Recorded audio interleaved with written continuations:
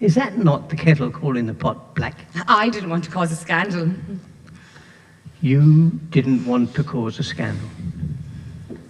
You were living openly as his lover for 11 years. He was one of the most high-profile men in England, and certainly the most high-profile man in Ireland. This whole thing doesn't add up. Why didn't you sue for divorce at the start of your relationship? My records show me there you had a mountain of evidence, came through your book, of Willie's philandering and habitual adultery with prostitutes in France and Spain and London. You sat on that for 11 years and did nothing about it. And why? Because you feared losing your inheritance. And then this is the wife, husbandy, my queenie, your king's jargon, running through 200 letters exchanged with each other. Did you and Parnell, did you really believe, as you felt in your hearts, that you were husband and wife? That it was so in reality? The mind boggles. How such a brilliant mind that could steer Home Rule to within an ace of clearing the last hurdle at Westminster could get caught up in this Alice in Wonderland delusion about his own marital status. Now, if you don't mind me saying this, and I do this with all tenderness, your child, Claude Sophie. She was born on the 18th of February, 1882, and died soon after birth. It was Parnell's child. But Willie believed it was his. How could Willie believe it was his if you weren't intimate with him 9 months earlier? More sordid carry on, Catherine. The only bit of dignity about this whole affair was your decision not to contest the divorce. Parnell wanted your divorce to go through so you and he could be legally married.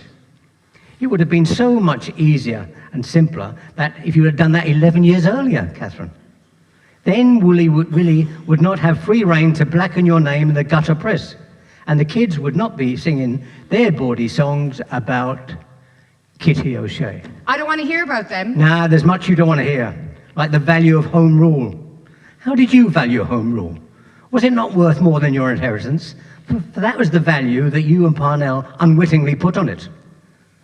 Look, I've heard enough from you. People have heard you, and now want them to hear me.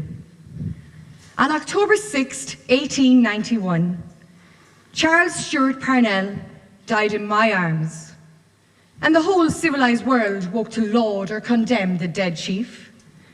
They ranked him with the greatest heroes or the vilest sinners, for he had found and kept a haven of my arms without absolute disregard for the world's praise or blame.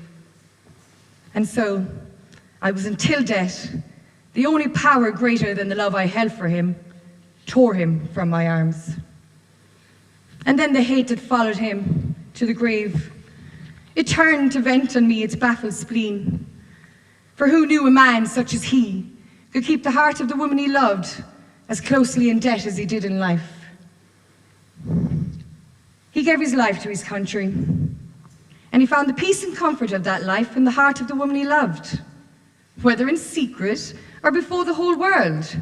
That is how a man lived and loved, and that is how Parnell lived and loved. And because Parnell contravened certain social laws, and not consider them as binding in any way, and because I joined him in that contravention, we did not shrink or clamour at the upholders of those outraged laws, nor did we resent the consequences that were always inevitable and foreseen. His love made all else of no account to me. He gave his life to this country. He travelled in severe discomfort, failing health, along highways and byways, railways and stormy seas, all for the benefit of none but Ireland. And that sacrifice, Mr. Moderator, trumps all else. Yes, Mrs. O'Shea, that does trump all else. Yes, perhaps it even trumps the willful loss of Home Rule.